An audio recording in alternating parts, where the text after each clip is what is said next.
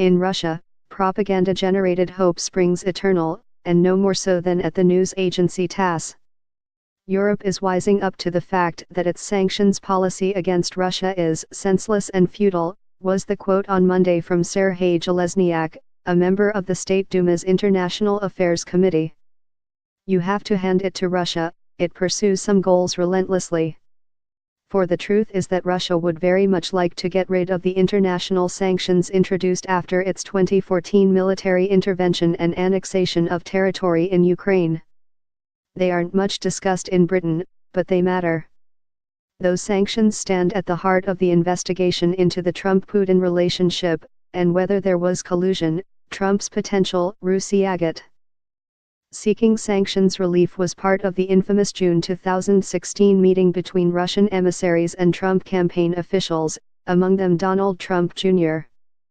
Hillary Clinton was Secretary of State when sanctions were imposed. That was one of several important reasons why the Putin system and its army of hackers, bots, and trolls worked so hard to undermine her, if not to aid Trump's ascent. U.S. sanctions matter greatly because of America's global financial clout. But Vladimir Putin wants European sanctions relaxed just as badly as he wants those imposed by the U.S. out of the way. U.S. and European sanctions have generally been decided in a coordinated manner. Russian money is all over Europe. In a recent book, Russia and the Western Far Right, the researcher Anton Chekhovtsov draws a connection between the Kremlin's support for populist movements across Europe and their leaders' systematic denunciation of sanctions on Russia. The issue is simmering now, but it could well boil over by February, when a piece of U.S. legislation including new, wide-ranging sanctions is likely to be passed.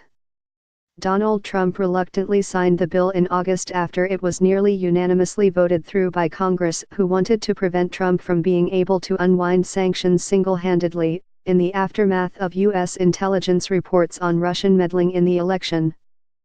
The bill is emphatically called the Countering America's Adversaries Through Sanctions Bill. Deep inside it, Section 241 is the closest thing to a bombshell for Putin's pyramidal power structure.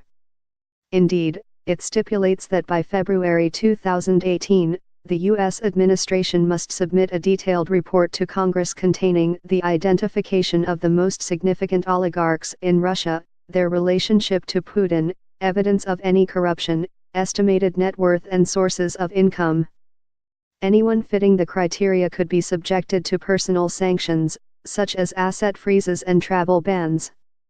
Not only would Russia's wealthiest come under unprecedented American scrutiny, but the same would happen to their family members, and anyone doing business with them in the West.